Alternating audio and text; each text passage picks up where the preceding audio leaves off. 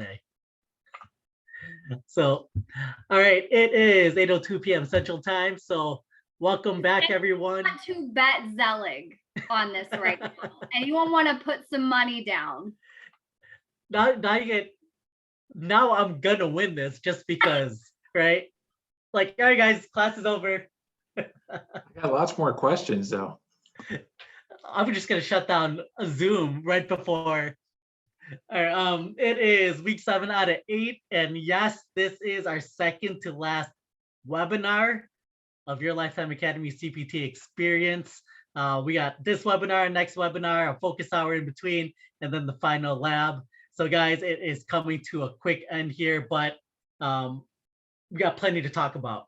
So with that being said, really, this is going to be today's agenda, where we're going to wrap up the OPT model. We're going to wrap up resistance training, talk about all the other strength phases that we left off from last week on Tuesday, but really bridge that gap because we had that experience during lab on Saturday.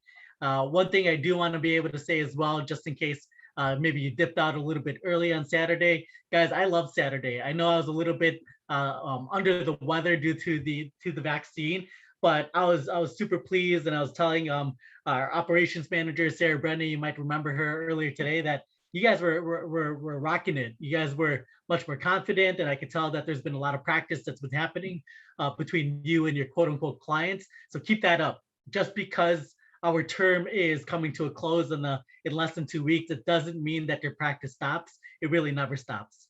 The rest of today, so I kind of feel like we're going to wrap up the OPT model rather quickly, call it maybe 25 minutes-ish, and then we're going to be talking about these 3 items as far as what's happening at the end of the term. Those 3 items there, end of the term communication, employment, interest survey, and CPR stuff, that is important stuff that you guys want to make sure you tune in on, because we want to make sure that as much as you've we assume have had a great experience over the first 7 weeks, that your experience continues to be a good one as you transition out of Lifetime Academy. Because at the end of the day, what's important is that you guys are certified and or employed somewhere, especially if you have interest in working at Lifetime or want to go, are looking forward to going through the interview process with us. Housekeeping item, the only thing, guys, make sure your name is properly put in Zoom. So if you need to change it, now is the time, so we can record it properly on our end.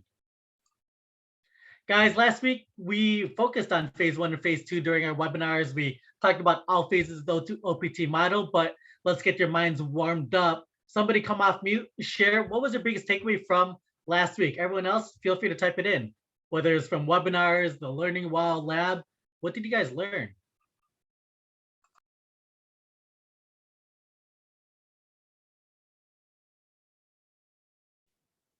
I'm going to say good coaching. Good coaching. You know, when we got to break in our breakout groups and work as, you know, trainer and athlete, I guess. I thought that everyone really showed like good coaching skills. Awesome. Thank you, Maria. Appreciate that. I'm seeing some other things on the chat board, the tempo, understanding tempo. I'm glad you guys understood that. The confidence of show, tell, do, or tell, show, do. Same difference at the end of the day. You could combine that show and tell process. So I love that, Brittany. Thank you. And awesome stuff. So let's see, tell, show, do. Appreciate those that showcase their skills. Awesome, awesome. All right, you guys got it. Yeah, guys, continue practicing that, especially if you feel like you are still weak within that. These first few slides, more or less review from last week, but all pertinent to resistance training still. So remember, just some of the characteristics or importance of resistance training are here. These are the same. This is the same slide from last week. And when it comes to the reasons why we want to be able to train in resistance training, it is important because adaptation is the most common driving force for most clients in training programs. The benefits of resistance training are on the bottom. So utilize these benefits as a fitness professional, because as we talked about last week, you're going to have plenty of clients with different fitness goals. And within all of these different fitness goals, actually, Sheena, let me put you as, oh, sorry, guys. It's ruining my vibe when somebody pings on. And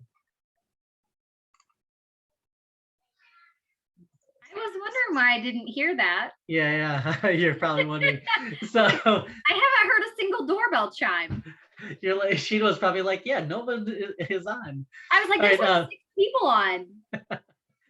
So going back 10 seconds here, guys, you're gonna have plenty of clients that are gonna have a number of different fitness goals: weight loss, weight gain, fat loss, probably not fat gain, but muscle gain, jumping higher. No matter what it is, resistance training plays a role in all fitness goals, especially your clients that feel like that they don't want to bulk up. I know there's plenty of responses or chatter on that, or they don't want to get huge because they're afraid of strength training, resistance training. Guys, you still got to be number one, that is not true. Number two, you got to be able to connect their fitness goal, no matter what it is, to the benefits.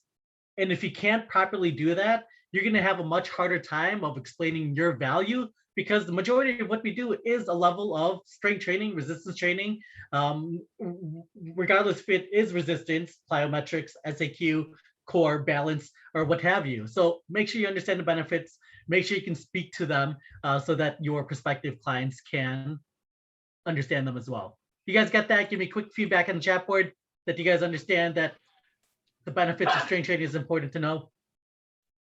Yeah, I was gonna say that that I just shadowed Patrick here in Columbus at Easton yesterday, and I actually see him all the time. But it was my first time actually getting to know who he was by shadowing him, and we talked a little bit about that. You know, even with certain exercise and how I could address something like his clients, you know, and specific needs, even if it was like a farmer carry with like a kettlebell or something like that.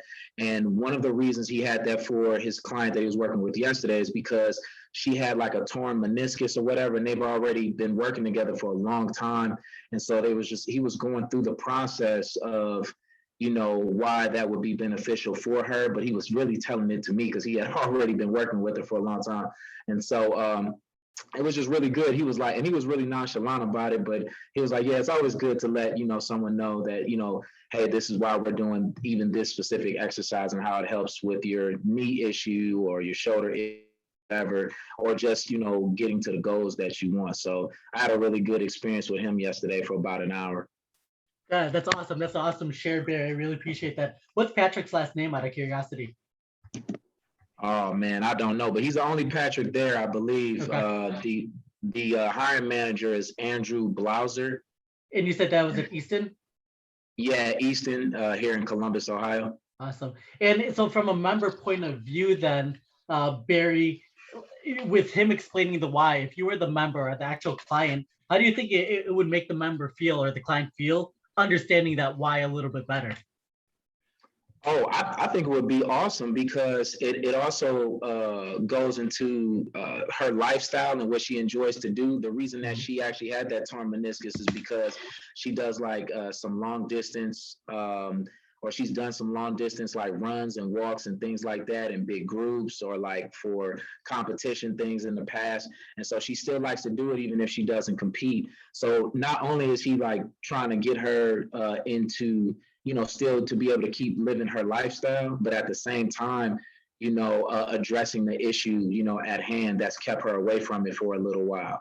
And so I think it's really, I think overall you make the client feel really excited and confident in the person, the trainer that they're working with. Hey, that's an awesome share. I really appreciate that, especially to the fact that you tied it to what the client loves to do. I think that's such an important share because at the end of the day, you're hitting that emotional nugget that those members want to be able to hear and be connected to when it comes to strength training. Now, obviously, we don't know the backstory to that client, but maybe that was the client that said, I don't need strength training. I just need to do, I don't know, lose weight or do cardio or whatever it might be in order to continue doing what she loves to do. And maybe it was her trainer, Patrick, who said, well, let me explain to you the benefits of strength training. And at that point, that client jumped on board. But regardless of what that backstory is, it's a very real situation that can happen to any one of you. So appreciate that share, Barry. All right, gang. So moving forward then, guys, after we talked about the why and the benefits of strength training, we talked about all the different 5 phases of the OPT model. And then we understood the fact that there needs to be some sort of progressive sequence in order to move forward from one phase to the other. Now, there is a benefit to an undulating program where you might have to go from one phase of training to another one within a respective mesocycle, which is absolutely fine. I'll give you an example in just a moment. But in the greater good of program design, and when it comes to really just a general perspective, you want to be able to hit that stabilization first in 4 to 6 weeks, 4 to 8 weeks, what have you, move to strength endurance, explain the benefits, move to hypertrophy, if applicable, move to max strength, if applicable, then power, if applicable. Now I talk about this undulating program where maybe you have a client that's in a max strength phase. They're ready for the max strength phase. They've worked up to it. They've assumed all the prerequisites, but they're just having a crummy day. They didn't sleep well. They have work deadlines. The kids kept them up all night, and they come to see you. You have this max strength workout all planned for them. They haven't slept. They're extremely stressed. Guys, I could justify 100% not taking them through my max strength program and just doing a stabilization or recovery type workout. Nothing wrong with that at all. And if anything, it's probably better for that client just because they're so stressed out and they're so fatigued to begin with. So keep that in mind. But in essence, you want to be able to provide that progressive sequence. Sheena, I feel like there's a stopping point. Do you want to chime in there for any reason? I was stalking Patrick, and I'm going to send him an email to give him a shout out.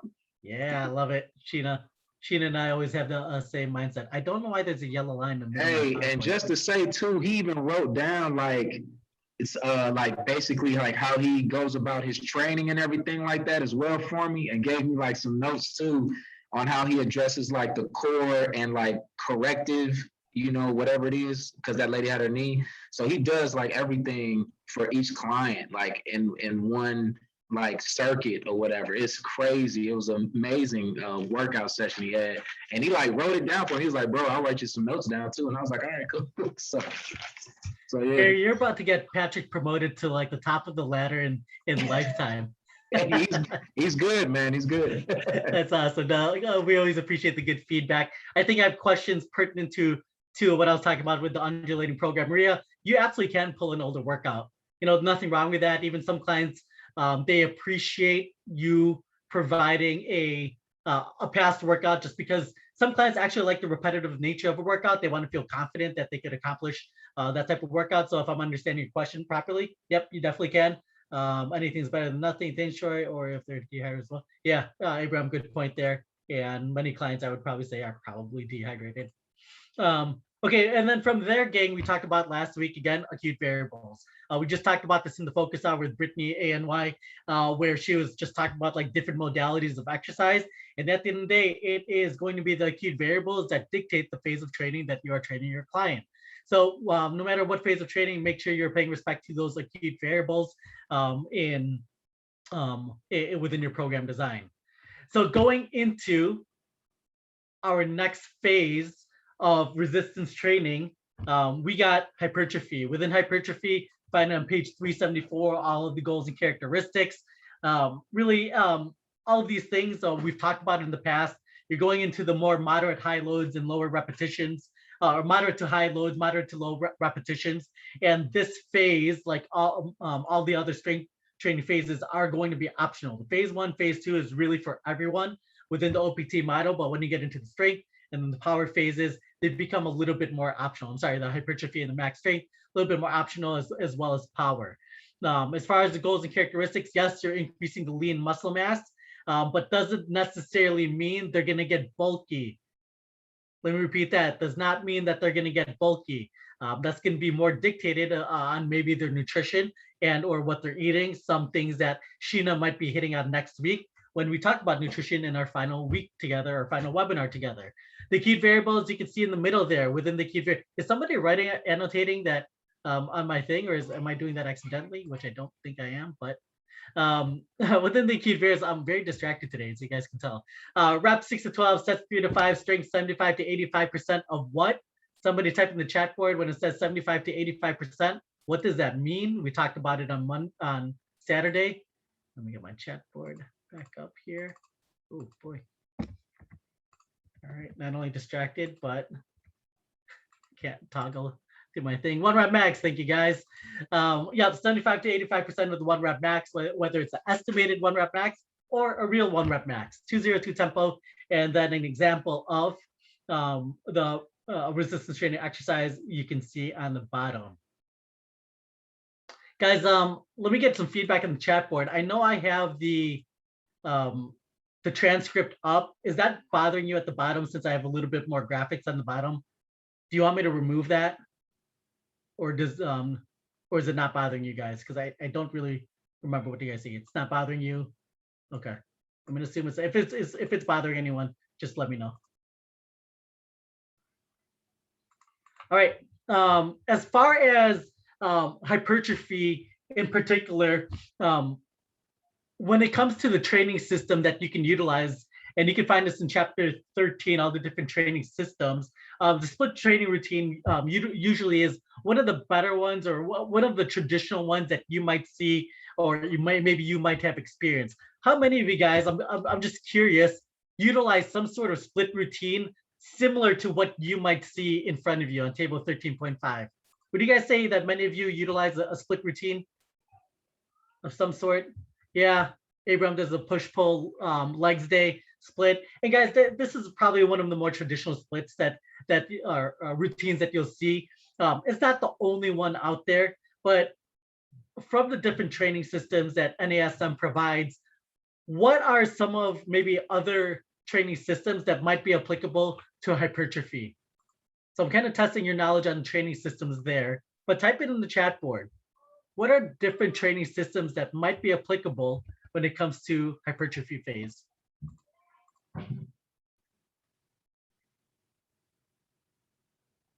You guys recall them, chapter 13.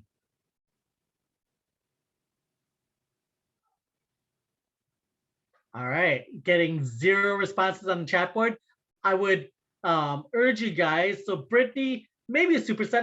I mean, you can still build lean muscle mass just out of volume on a superset, but then Brittany, I would caution you that the supersets you see more in the power phase and the strength endurance phase per NASM.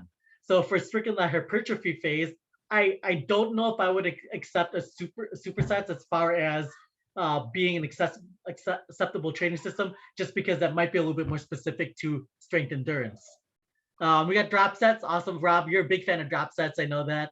Bodybuilding. All right. I'm not sure if bodybuilding, Maria, is part of a training system defined by NASM. So keep that in mind. And kettlebell, same thing, Troy. I know where you guys are going and I understand it. Circuit training, I can see Christina, but make sure you guys review that in chapter 13. If there are maybe a couple of exercises in your NASM exam of the different resistance training systems, then I would be up to speed on that. Maybe know them by definition, and that's going to help. Pyramid, vertical. Now we're on the right track, and I would accept some of those with the pyramid and vertical training systems. But be familiar with those different training systems in the book, please. Sheena, cut me off at any point if you want to chime in, of course. What we have here, gang, guys, we took care of strength endurance last week. We took care of hypertrophy just now. So we get the max strength and the power phase coming right up. So as far as max strength, page 376, all the goals and characteristics within here. The biggest thing or biggest change that I see within max strength is really just the different utilization as far as the high loads, low reps, and the fact that you gotta be able to rest more.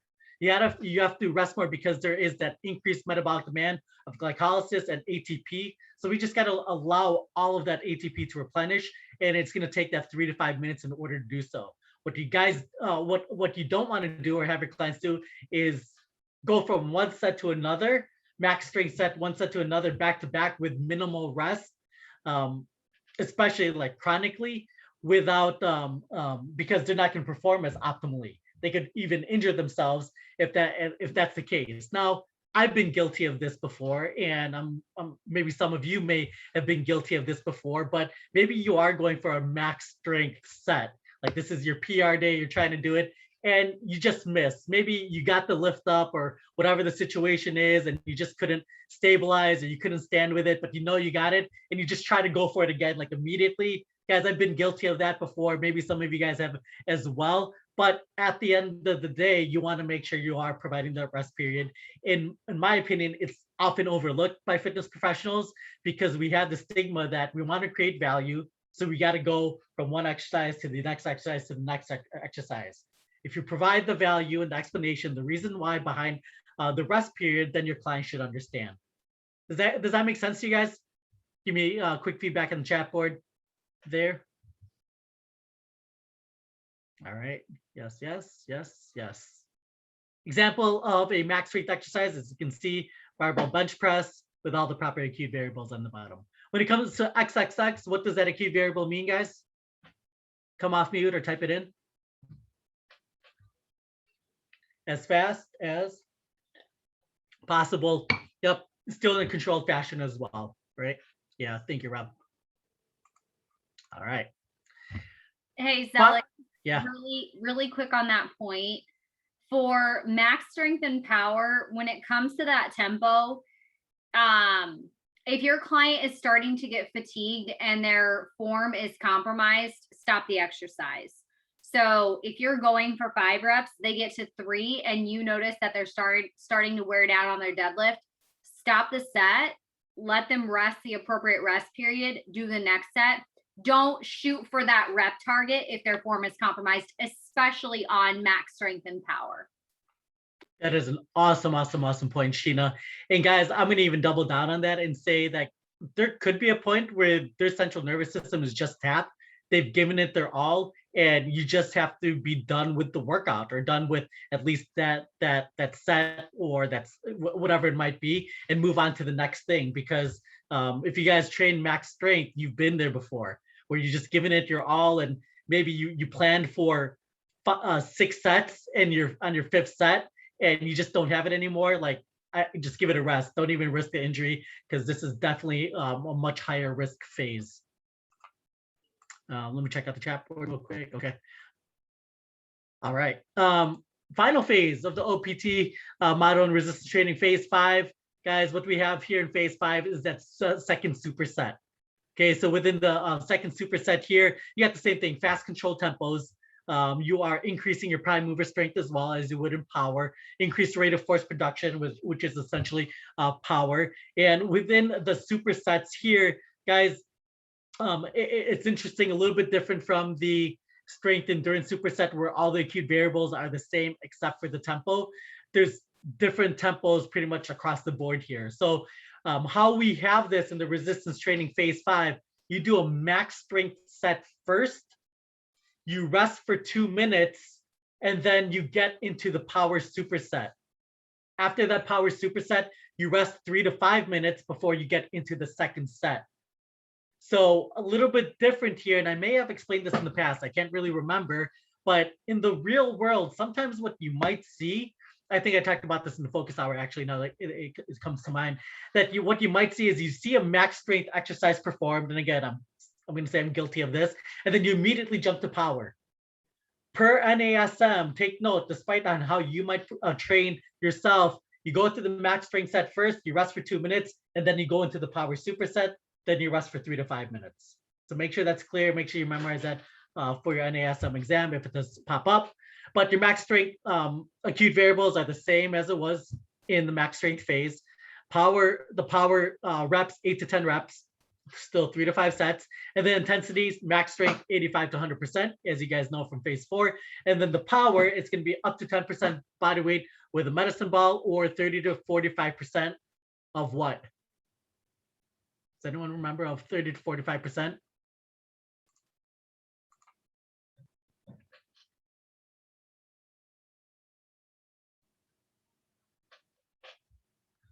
Of 30 to 45% of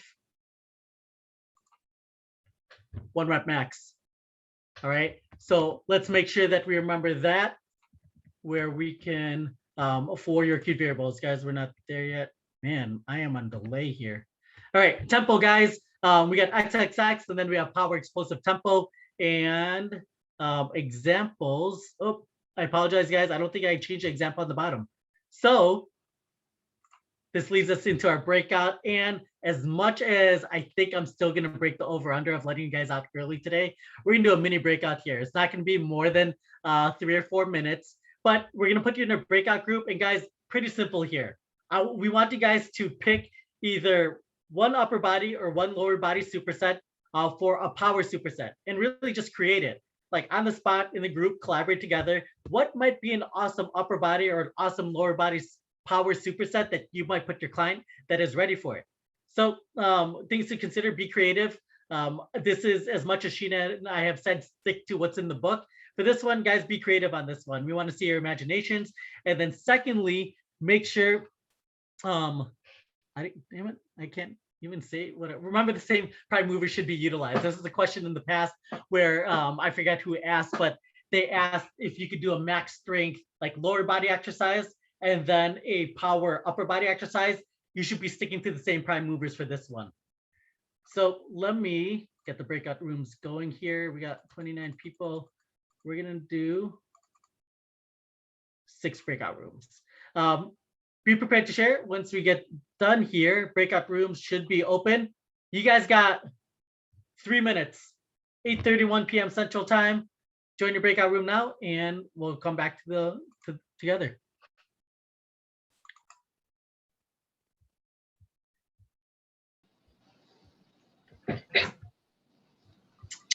All right, welcome back, everyone. Again, quick breakout there, and hopefully you guys were able to become creative on the fly. So I think we had 6 groups, so we're just gonna go around the horn. Hopefully everyone has a speaker here. Group number 1, what was your power superset that you created?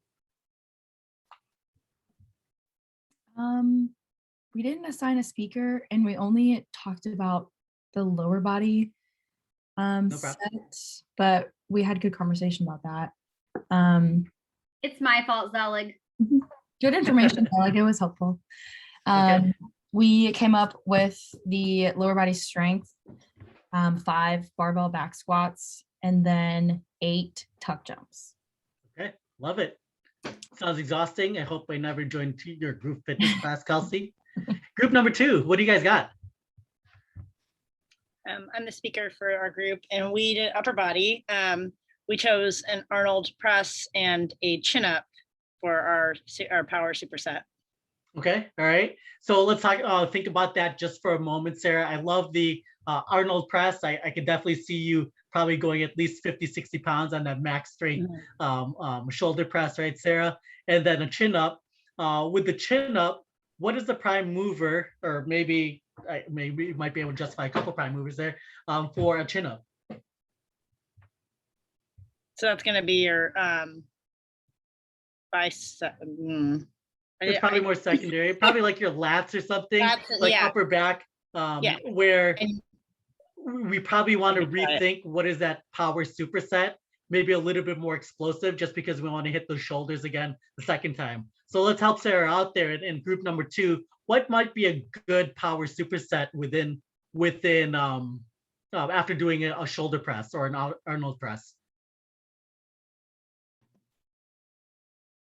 Wall balls. I like that, Troy. I'm going to take wall balls there, just because now you're still doing that pressing movement overhead, maybe with a little bit of a squat behind that, but at the end of the day, we're focused on the shoulders there. So Troy, love that one. Kudos to you. Group number 3, what do we got?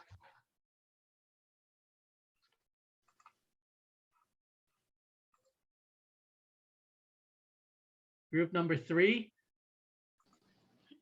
We didn't assign anyone, so I guess I'll just. So we kind of were. I think we were all like a little confused. So we did a superset with a power for upper body and a power for lower body, but we weren't sure if we were supposed to do like a power, like a strength for the upper body and then a strength for the lower body. I don't know what we were. Okay. So group number 3, remember, same prime movers. So if you're doing an upper body power superset, max strength first, followed by a power superset with that. Same thing for a lower body. So you're gonna do a max strength lower body followed by a lower body power superset. Group number 4, what do you guys got? We basically did push-ups with Nelson ball slams as well. And it was I think it was Dante, sorry, I don't mean to cut you off. Say that again. There's a little bit of static on my end. we did push-ups along with medicine ball slams. Okay. All right. I like that, Dante. I can see how that could be exhausting. With the push-ups being body weight, we might have to increase the intensity there to make it a true max strength exercise. So just kind of keep that in mind. The medicine balls, I probably accept that as a power superset, but think about how we can do another pressing movement and or make a push-up a max strength exercise. Make sense? Yeah, like our second option was a bench press as well for Okay. superset as well. Yeah, yeah, I would say that that would work out real well. I think Abraham's aligned with you as well. What am I, group 5? What do we got? If I remember correctly, I'm pretty sure we were group number 5. I don't really Go for quite it. remember. We did the speed tubing row and then directly into the wood chop throw for a back power exercise. All right. So I like it, especially for the types of power exercises you have there, Nick. Remember that first exercise should be a max strength one. So especially with power tubes, we'd have to rethink how that looks to make it a max strength exercise. Typically with any type of resistance tubes, we're probably not we're not doing any max strength exercises within those. Those are usually utilized for like power as you're utilizing it, and or maybe even stabilization. So Can you use a cable? What about the cables?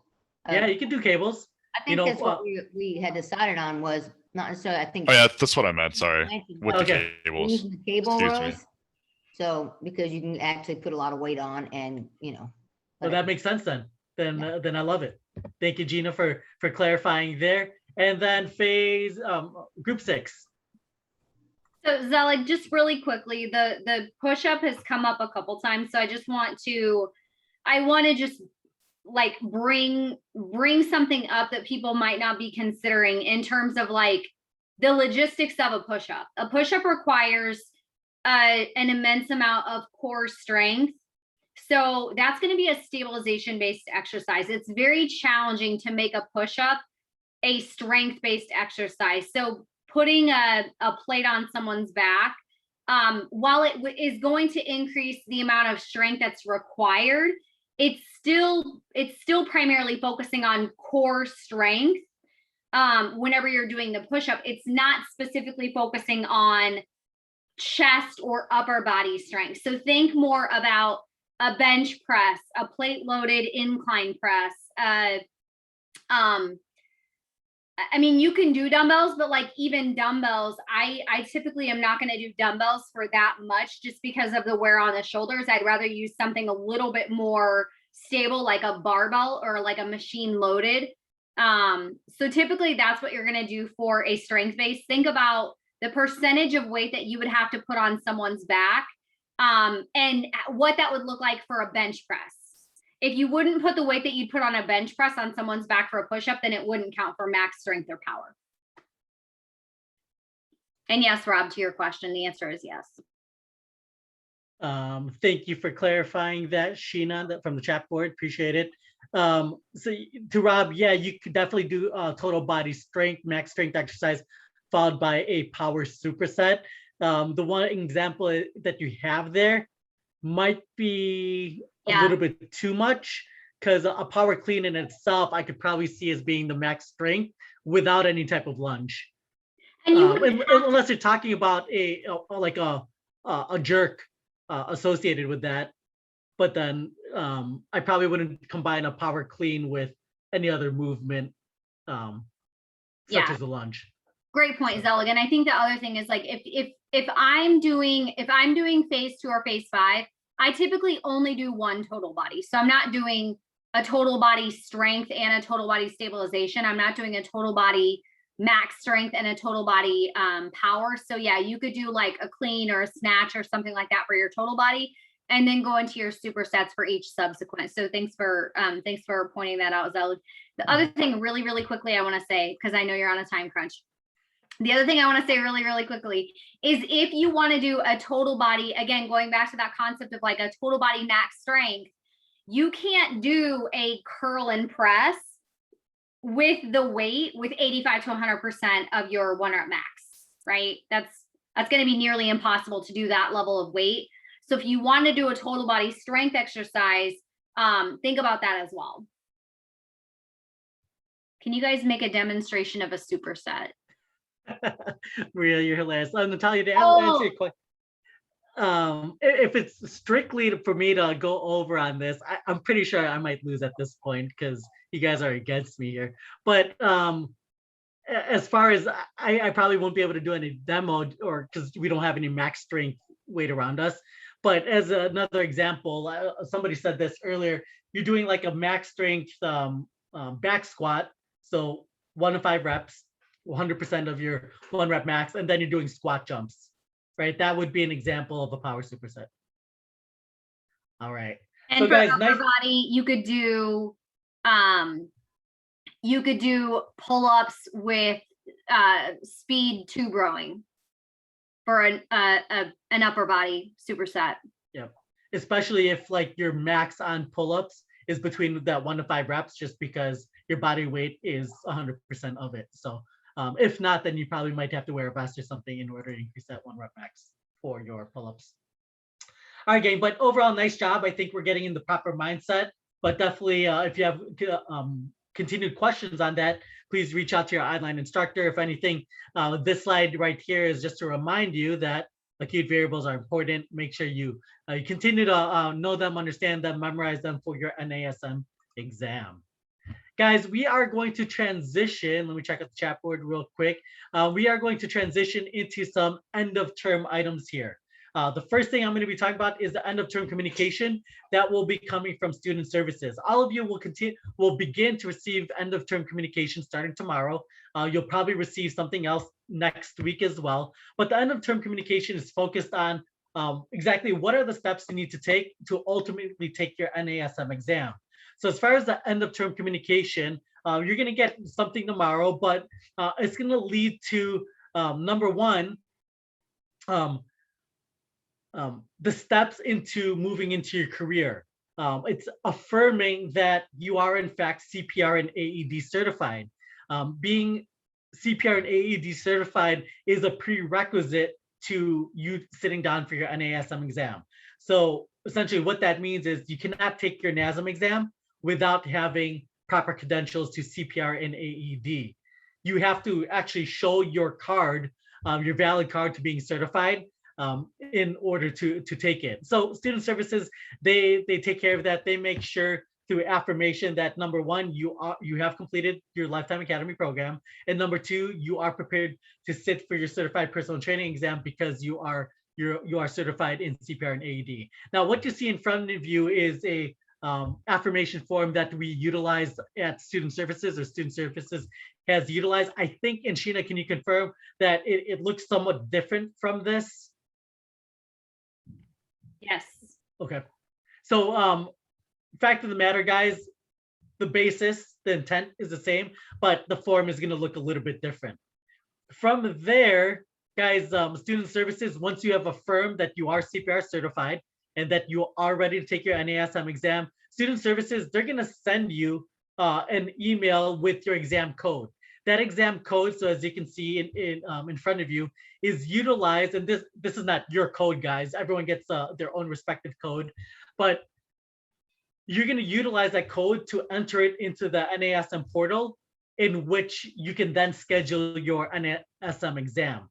That NASM exam in most locations, most regions and states, is going to be at a third-party proctored location where it's a testing center.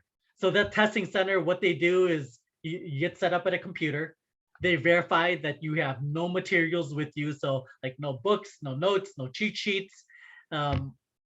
They sit you down on a computer at a desk and they load your exam for you to take.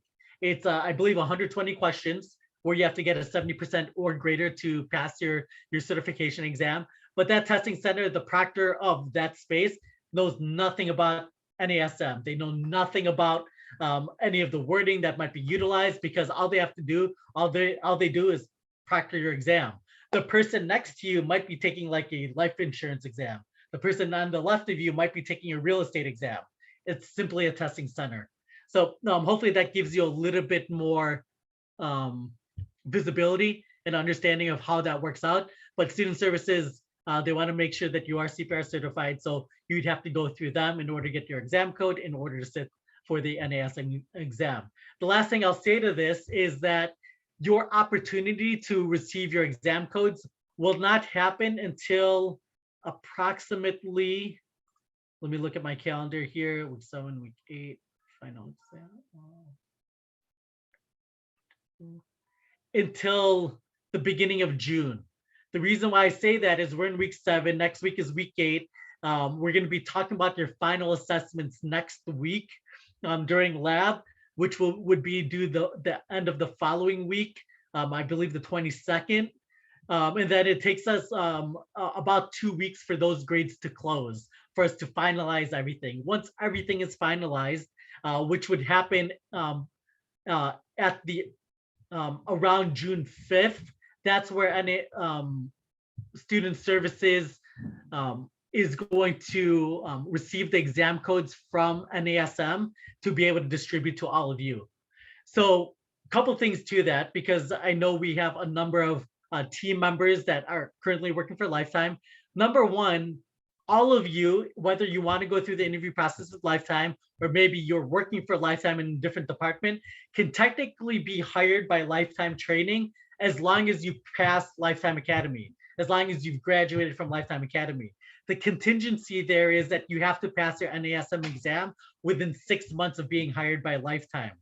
So you do have that grace period. It doesn't mean that you have to wait to go through the interview process and or be hired by Lifetime until you're certified by NASM.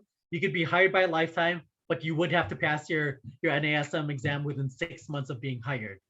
So with that being said, Sheena, chat board, or anything to add to that? Yeah, so Nicole asked, well, we know the test results immediately after taking the exam. It depends. So with the exam, the way that it will work is you will have it's multiple choice questions. So you'll have the ability to go through all the questions, and then you can go in and add like a justification or a response to them as well. So what I did is any that I wasn't sure of, I flagged, went through all the questions. And then once I had answered everything, I went back through my flagged questions. That way you're not missing out on questions that you know the answer to. So make sure you answer every single question. Don't spend a ton of time on any single question. Flag it and move on. Then what you can do is you can go back through and add a response to any of those questions that you're not sure of. So the reason that I'm explaining that is if you pass enough questions without those justifications to pass your exam, then you'll find out that you passed immediately after. If you did not answer enough to pass, then it'll be inconclusive and you'll get your results from NASM, I believe, within about a week or two. So it depends on if you answer enough questions correctly on the spot. Otherwise, they'll go back through and review your responses. Thank you, Sheena. All right, gang. So any additional questions, type in the chat board or reach out to your online instructor. Next thing I'm going to be talking about is the employment interest form. Now, this is specific to the non-sponsored Lifetime team members. So if so anyone not working for Lifetime currently, if you're not a team member for Lifetime, what will happen as well is in the communication for student services, there's going to be a link that's within that email. If you are interested in going through the interview process and being potentially employed with Lifetime, please make sure you fill out that link as soon as possible. There's going to be a specific question on there as to when are you interested in applying to Lifetime? Is it as soon as possible, 1 to 3 months, or 3+ months? One reminder here, if for any of you that are not currently working for Lifetime, as a student for Lifetime Academy, the benefit is that you are guaranteed an interview with Lifetime. So regardless if you have interest in working for Lifetime or not, I highly recommend you go through the interview process just to experience it. There's going to be some sort of learning opportunity there, especially if you want to work for a competitor of Lifetime. At least you get to practice the interview process. Secondly, remember, as a student, there's no guaranteed a position within Lifetime. What is guaranteed is solely the interview process. Any questions on that? Let me look at the chat board. All right. Doesn't seem like there's any questions specific to graduate employment interest, but I do want to get a quick pulse check on the chat board. How many of you, if you are not currently employed by Lifetime, so if you're not a team member of Lifetime, how many of you are interested in applying to Lifetime? Give me a yes or no on the chat board. If you are currently employed by Lifetime as a team member, don't have to respond to that question. Kate is, Abraham, Barry, Brittany, Christiana. All right, awesome. Dante, Troy, perfect. All right, guys, so look out for this email coming from Student Services, Katie Russi, is going to be sending that. I'll interview for the experience. Who knows? Rob, we want you. Tampa, make it happen. All right, gang. Final thing I talked about online, talked about CPR. Guys, yes, it is a prerequisite in order to sit for your NASM exam. This is straight from the NASM website. So a couple things behind this. I'm going to actually turn your attention to the bottom. What CPR AED providers does NASM accept? You guys can see the bottom there. American Heart Association, American Red Cross, American Safety. That's like the well-known ones, the branded ones, but there are some other ones that are accepted by NASM. Be careful of this. What we don't want you guys to do is to do that like $20 certification that you find online. You do it, you think you're certified and find that NASM does not accept it. The second thing to point out in that top box there is some of the different modifications that NASM provides due to COVID. What that means is that, yes, traditionally you should be doing an in-person, in-person exam through, so there's an online portion and in-person practical exam portion as well. There is practical portion. Due to COVID and depending on your county, region, or state, the practical portion, in-person practical portion is waived at this point by NASM, meaning you don't have to do it at this moment if you can. But if you can do it, I highly recommend that you do the in-person practical portion, because there's going to be a point where they're going to no longer waive the in-person practical component, in which I believe you'll have to stand there. It says in a 60-day window in order to acquire it. So if I were you guys, I wouldn't want to wait on that 60-day window once it is reinstated, because now you're going to be scrambling. You may or may not have the time. So do it when you have the time, if the in-person practical component is available in your area. Great question, Madison. So guys, if you are a team member of Lifetime and you have been certified by CPR AED by our company or by Lifetime, you are good to go. So I think all of our team members are required to be CPR AED certified. Kelsey, can you train at multiple location? I would say, and Sheena, you might have to weigh in here. I haven't seen that happen too often, at least not for a very long time. Indiana might be a little bit different. I do have a very specific answer for this one. Kelsey, right. Jason Nold is your regional manager, and he's actually in your market right now. So I will send an email to him. And you can connect with him hopefully while he's up there, and can work that out. All right. Very convenient for. That is very convenient on my end. Kelsey, go stalk him. Figure out which club he's going to be at tomorrow, Sheena, and I'm sure you could pull your magic. All right, guys. Right now. Awesome. All right, guys. So what's next? Not much. I mean, we got one focus hour. So I do a week 7 focus hour. I do not do a week 8 focus hour, because really I want to make sure you guys have plenty of time for your final assessments as we or practical assessments as we introduce them next week. So no focus hour next week. Last focus hour for me is going to be this Thursday, 4 p.m. Central Time. The topic is going to be member engagement. In a place like Lifetime or any big box gym, what are different ways you can engage with members in order to fill your book of business? From there, we have our next webinar next week, our final lab on 15th Saturday, 2 p.m. Central Time, 8:55. I'm at the under. You guys owe me money. Pay up. Any questions, stick around, please. Otherwise, you guys are officially dismissed.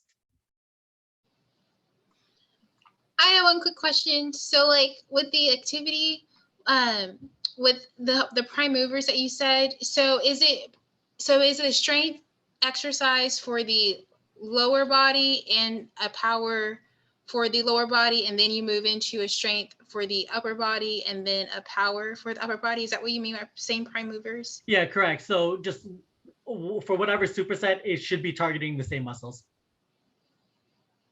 Okay. Cool. Okay. All right. You guys just want to hang out and stick around? No, all right. I'm I trying- just want to say, sorry, I'm on my phone. My computer took a dive on me today, so I gotta get it fixed and I'm like not used to Zoom on my phone. Awesome. All good, Kate. Any other questions? I'm gonna take that as a no. Cool. I have a question. And Nick, it's what's not- happened? It's not really regarding the at all. To change your name on Zoom. How do you change your name on Zoom? Is that what you said? Yeah. So if you scroll over your picture, just 3 dots on the upper right hand corner, click on that, and Cool. there should be an option for you to rename yourself. Wow, that was so easy. Thank you. You, My name is Well, not Nicole, if you, anybody you was don't want to be wondering. called the wrong name. I don't know what happened. I mean, when it first started, it just said Nicole, and I was like, okay, well, I guess my name's Nicole for the next 6 weeks. Identify yourself then. I mean, Nick. It's It's- like if I it's- don't have the screen Hey, up, I'm let me not tell you, looking Nick, at like who I'm. Yeah. Just say the name. Nicholas, Nick.